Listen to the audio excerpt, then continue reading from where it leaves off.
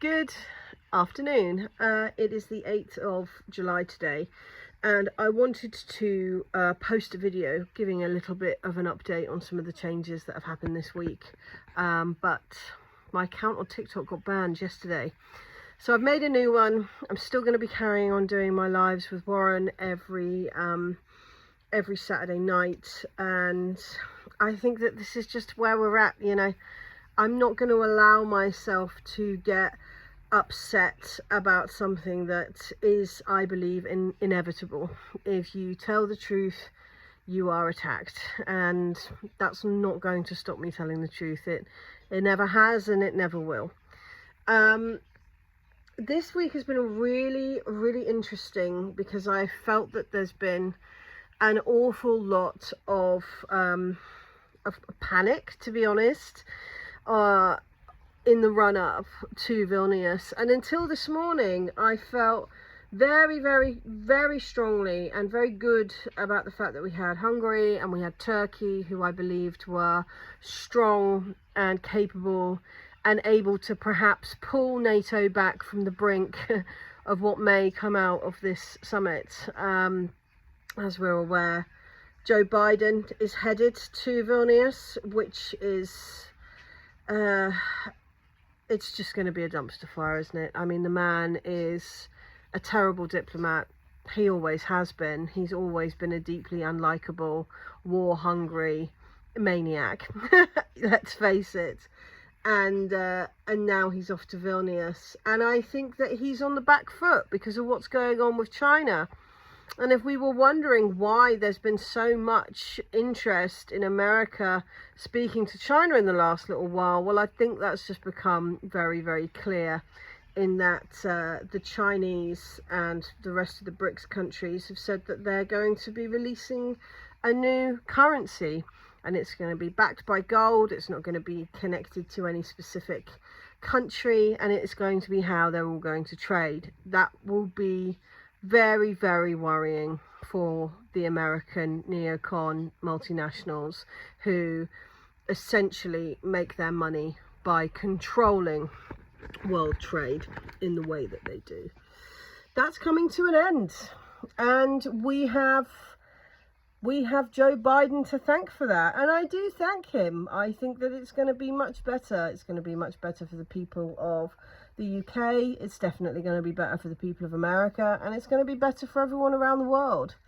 Now, along with that, we've had the mad riots going on in France, and we've had a very clear blackout of information in relation to those. It seemed to me that Macron said, hey, I think that social media is the reason why, there's problems. And he's probably right. As I said, he is probably right, because there are problems because people are able to talk to each other and they're able to say, look, do you know what France has been doing in Africa? Do you know what's still going on? Do you know this colonial mindset is still happening? Do you realise that that's what's happening? Do the French realise that that's what's happening? The hard thing for me has been, and it has been a very hard week, has been seeing how quickly white Europeans have jumped to the racial aspects. And I've been really upset by that this week.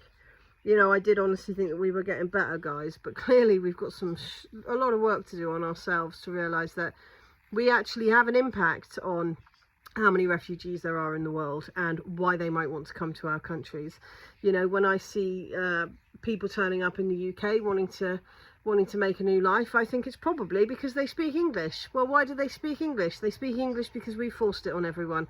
So that's really part of our imperialism. That is what we've done. And if we didn't want that, maybe we should have considered that having a national identity and not being imperialist kind of go together. We've had some dribbles of information about what's gone on in India and how India's kind of revoked some of the things that Biden has said has been said and made it clear that they are remaining very neutral, and I think doing a really good job. And that brings me to the point about President Erdogan of Turkey, who, I suppose I've seen him as a bit of a beacon for hope when it comes to NATO. You know, not going to be going along with this warmongering craziness that may well lead us all into a world war, which certainly doesn't help Europe, and I don't think helps anybody. But today, he's completely appeased Mr. Zelensky. He's given him a load of weapons, which will be used to kill Russians. And he said that he thinks that Ukraine deserves to be part of NATO. Now, when I've spoken to my Turkish friends about this, who are strong supporters of Erdogan, they've said, oh, he's calling their bluff. And I think, is he? I really don't understand why Erdogan has said and done the things that he said and done in the last 2 days.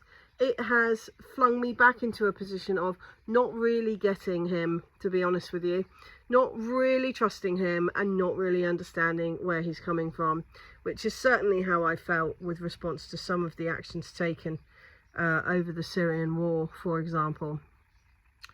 And that worries me.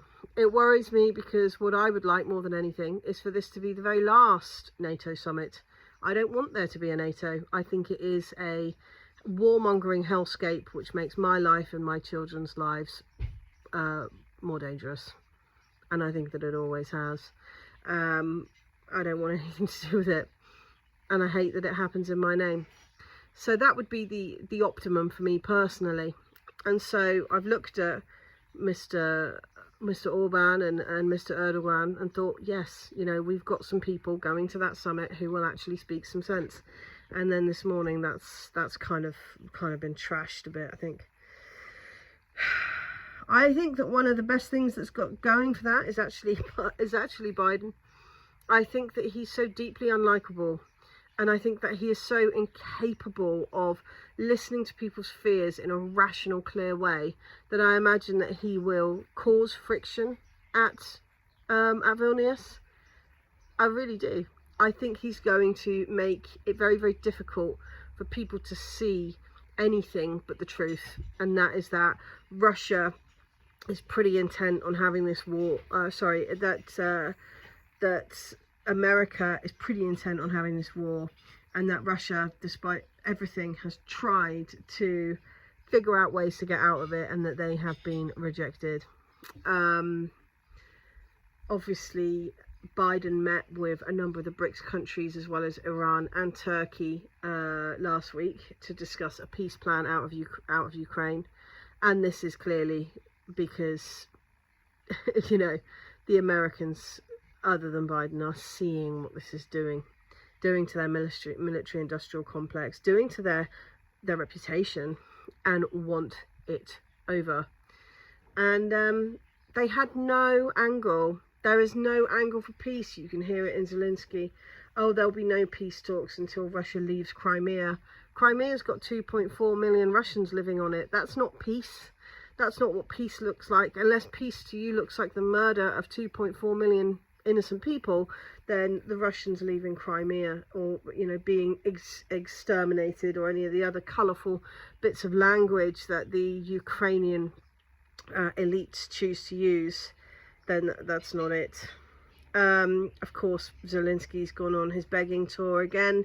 He went to Bulgaria, and there's some footage of him speaking to the president of Bulgaria, and he is aggressive, rude, dismissive, and he talks about the Bulgarians as if they're lesser than the Ukrainians, like they wouldn't do so good a job, like they need to give him all of their armaments and all of their ammo so that they can do the job, because the Bulgarians wouldn't be able to protect themselves without the stoic and wonderful Ukrainian army.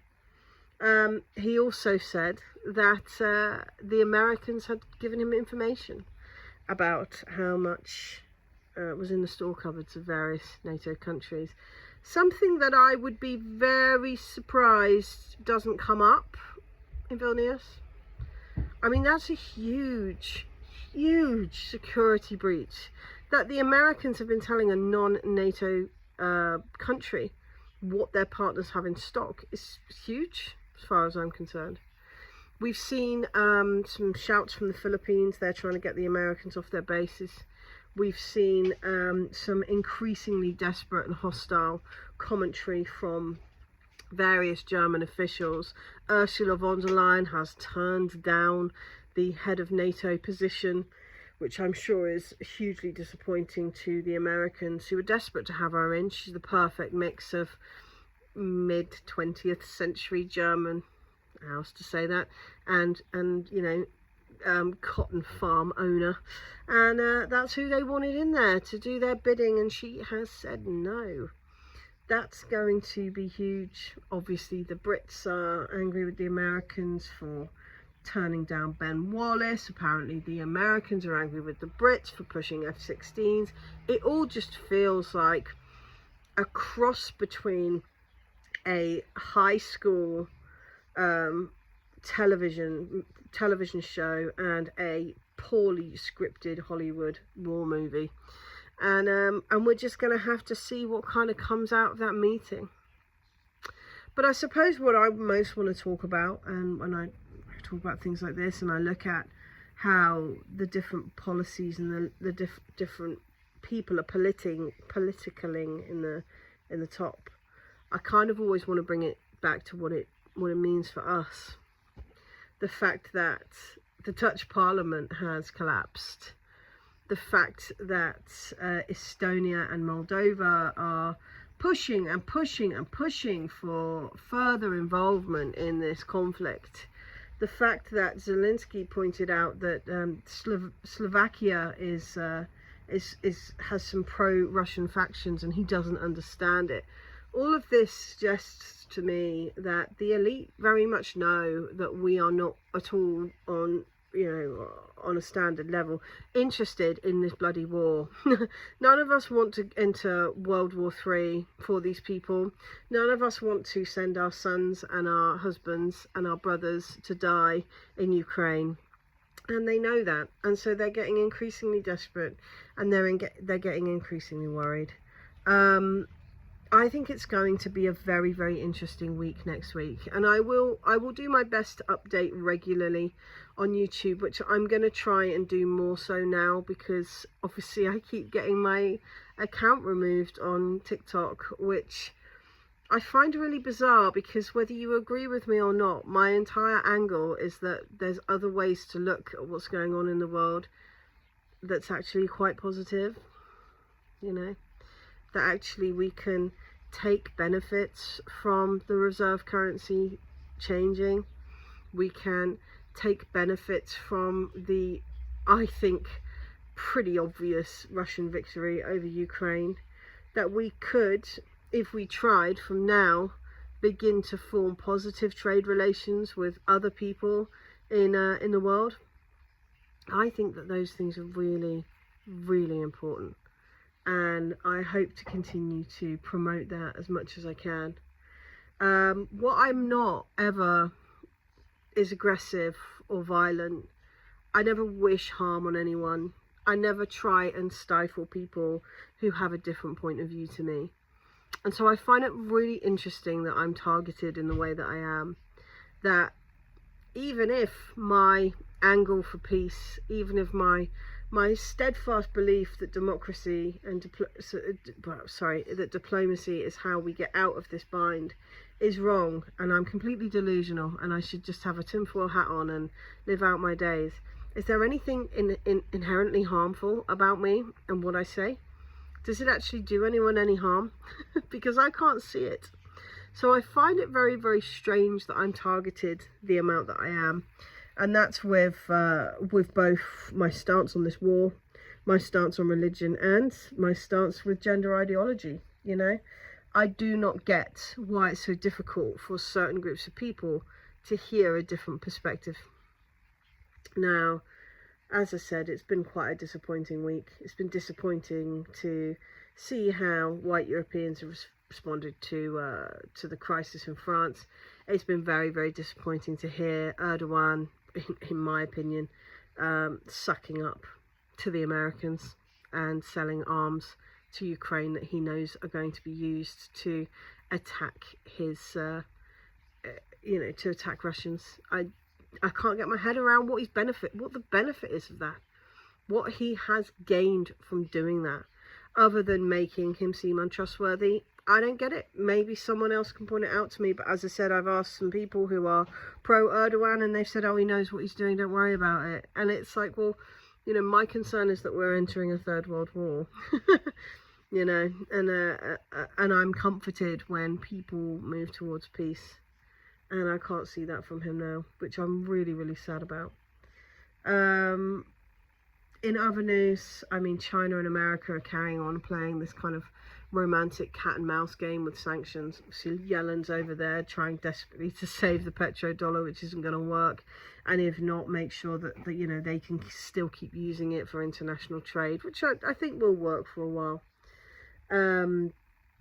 We have India playing a very cool game. I thought Turkey were playing a cool game, but apparently they're incredibly hot-headed, and neutrality seems to be, you know, being cool with Putin on one side and selling arms on the other. I've always considered neutrality to be a kind of centralist theme, so the whole extremist neutrality I find very, very hard to understand. I really do wish everyone the best, and I'm so grateful for everyone that supported me. And you know, it took me less than 12 hours to bring my follower count back up on TikTok, so I could keep doing my lives and do my live with Warren later this afternoon, which I'm really, really grateful for, because you know, fundamentally I just want to connect with people from all over the world, get a deeper understanding myself about kind of what's going on, and also share what it is and how I see it. We have such an interesting period of time ahead. We really do. We've got a number of elections. We've got governments falling apart in Europe. We've got, you know, God, please let it be the end of this war soon. You know, we've got all this stuff going on, and we have to kind of keep in touch with each other and make sure that we're just sharing what we feel. I think that's super important. I've also been horrified by what's gone on in Palestine, and you know, I don't talk very much about Palestine. I should probably talk more, because at the moment I've been so embroiled in what's gone on in Ukraine. But as far as what happened in Jenin last week, I was just horrified. You know, interviews of women talking about never being able to be properly at home, and how they just kept getting made refugees and moved on. Awful. What an awful thing to do to people. And the fierceness of them. We will always come back, you know. I think it's high time that white Europeans left the Middle East entirely. I don't care if people think that that's uncultured of me, or whatever you may feel. I've got no issue with Semites being in Palestine, but the idea that, based on some myth, that white Europeans should be in Palestine murdering Palestinians, I just can't get my head around it at all. I don't understand how there can be words that you can say that makes that okay, because it is a factual issue. Like I said, we just need to keep talking to each other and trying to understand each other's viewpoints, because things come out of left field and they just blow me away. Like this thing with Erdogan, I can't get over it. I'm like, I do not understand what benefit to the people of Turkey there has been in throwing their trust under the bus like that. I don't get it, and I really, really, really don't understand why just before Vilnius he's shown himself as being some Slava Ukraini, pro-Ukraine joining NATO boy. It blows my mind, you know. Anyway, it's a nice rainy Saturday here. I'm gonna carry on preparing for it's my son's birthday next week, and I'm very excited by what's going on for him, and I wish everyone the best. Sorry, this has been a bit of a rambly one. My head's a bit all over the place today. I shall put my Patreon and buy me a coffee link in the comments, so you can come and support me if you'd like, and I shall try and do a more cohesive video on Monday. All the best.